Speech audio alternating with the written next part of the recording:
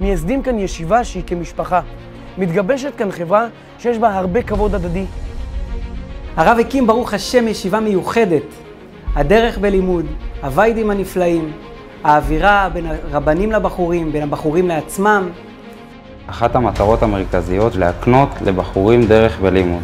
הרב מעמיד את דרך הלימוד הזאת בשתי מישורים. הן בוויידים שלו מעמיד את צורת הלימוד, איך בחורים צריכים ללמוד בסדר א', והן בשיעורים היומיים שלו, שהוא מכוון אותנו לשאלות המתבקשות וליסודות המרכזיים בסוגיה.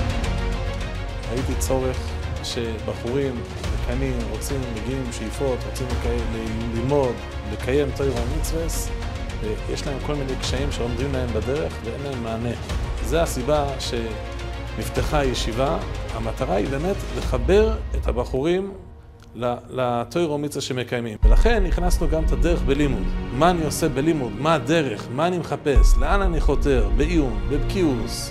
בחורים שואלים את השאלות המתבקשות מעצמם ומגיעים ליסודות המרכזיים בעצמם. אני מכיר את עצמי יותר, אני מזהה את עצמי יותר, כי אני יותר מחובר למה שאני עושה. אני מבין למה שאני עושה, זה משמח אותי, זה טוב לי, זה משהו שמתאים לחיים שלי.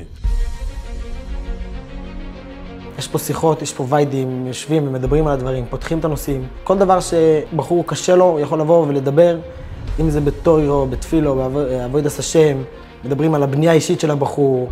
כל דבר שבחור ישיבה צריך לדעת ורוצה לדעת, על הכל מדברים פה. והכי חשוב זה להבין כל דבר, לחשוב על כל דבר, לחיות את החיים בפן העמוק והמהותי שלהם. חשוב לרב מאוד שיהיה לו עם כל בחור קשר אישי, קשר של עלייה, של התקדמות, קשר אמיתי של רב ותלמיד.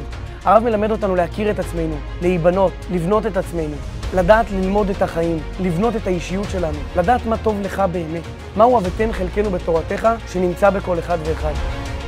יש כאן בחורים בחירי עולם הישיבות, שבסייעתא דשמיא עולים ומתעלים לאורו של הרב שיחיה, עם החיוך שלו, המילה הטובה לכל אחד ואחד, והמחשבה התמידית, איך כל אחד יוכל לקבל כלים לעלייה שלו בתורה ויראת שמיים מתוך שמחה ושלוות הנפש. גם נכנסנו תורנויות בישיבה, כולנו חיים במקום, שותפים, צריכים לדאוג לניקיונות, לדאוג לסדר, לדאוג אחד לשני. חברה של בנייה עצמית, חברה שמממשת את הפוטנציאל שטמון בכל אחד ואחד, חברה שמלמדת לאחריות אישית, חברה שבאה ליצור ולייסד מקום תורה אמיתי. האהבה עצומה והדאגה לכל בחור. זכות גדולה להיות מהמייסדים של הישיבה הזאת. כל דבר שעושים פה לא עושים רק כדי לעשות, אלא גם מבינים מה עושים. אפשר לומר שהישיבה הזאת כשמה כן היא, עמק דאס.